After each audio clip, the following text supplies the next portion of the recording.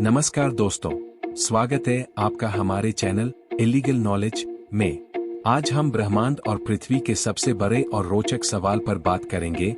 ब्रह्मांड की शुरुआत कैसे हुई और पृथ्वी पर जीवन की शुरुआत कब और कैसे हुई? यह सवाल सदियों से वैज्ञानिकों, दार्शनिकों और सामान्य लोगों के मन में उठता रहा है। आज हम आपको इस रहस्य से रूबरू कराएंगे कि कैसे हमारे इस अनंत ब्रह्मांड का जन्म हुआ और पृथ्वी पर जीवन की पहली किरण कब और कैसे जली। हम सभी जानते हैं कि ब्रह्मांड एक अद्वितीय घटना के साथ शुरू हुआ था, जिसे हम बिग बैंग थ्योरी के नाम से जानते हैं। यह घटना करीब 13.8 अरब साल पहले घटित हुई थी।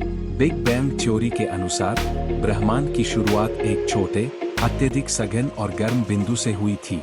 एक जोरदार विस्फोट के बाद इस बिंदु ने फैलना शुरू किया, जिससे समय, स्थान और ऊर्जा का जन्म हुआ। बिग बैंग थ्योरी के अनुसार इस घटना से पहले समय और स्थान का कोई अस्तित्व नहीं था। इस घटना के बाद ब्रह्मांड तेजी से फैलने लगा और धीरे धीरे उसने अपना वर्तमान स्वरूप धारण किया। आज भी हमारा ब्रह्मांड लगातार फैल रहा है। इसे समझने के लिए वैज्ञानिकों ने कई तरह के प्रयोग और अवलोकन किए हैं, जिनमें हबल स्पेस टेलीस्कोप से ली गई तस्वीरें सबसे प्रमुख हैं। अब बात करते हैं हमारी पृथ्वी की। पृथ्वी की उम्र लगभग 4.5 अरब साल मानी जाती है। ब्रह्मांड के बनने के करोड़ों साल बाद गैसों और धूल के विशाल बादल से सूर्य और सौरमंडल का निर्माण हुआ। पृथ्वी भी इन्हीं धूल और गैस के कणों से धीरे धीरे आकार लेने लगी। प्रारंभिक पृथ्वी एक बेहद गर्म और उथल-पुथल भरी जगह थी। जब पृथ्वी ठंडी होनी शुरू हुई, तब वायुमंडल में जलवाष्प से बादल बने और बारिश शुरू हुई। यह पानी महासागरों के रूप में जमा हो गया।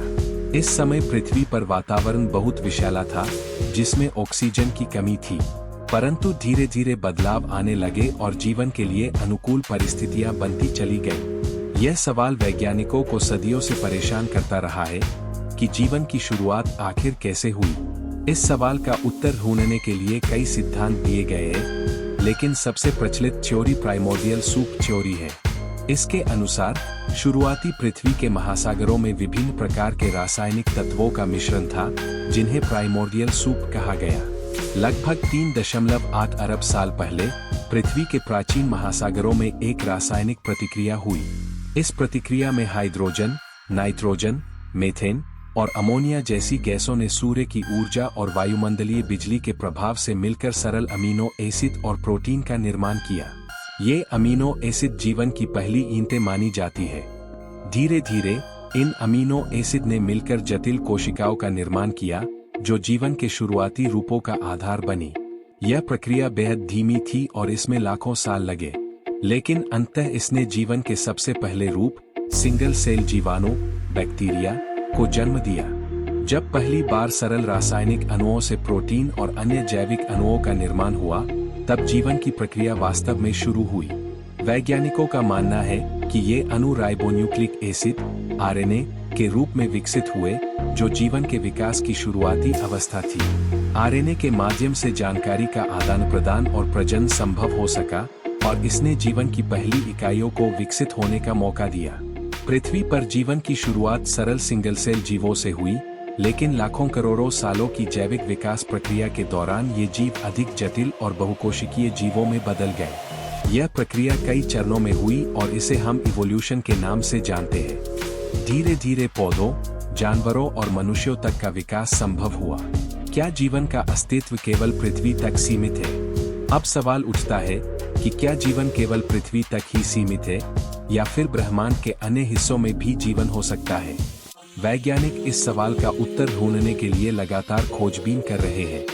हमारे सौरमंडल में मंगल ग्रह, शनि का चंद्रमा टाइटन और जुपिटर का चंद्रमा यूरोपा जैसे स्थान संभावित जीवन के लिए अनुकूल माने जाते हैं।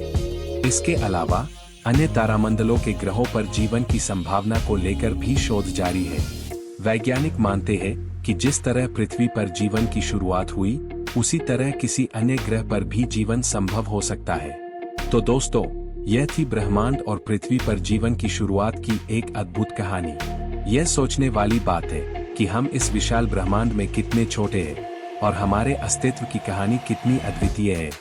ब्रह्मांड की विशालता और जीवन की जटिलता हमें यह समझने का मौका देती है कि विज्ञान के कितने अद्भुत पहलू हैं, जिन्हें जानना और समझना जरूरी है।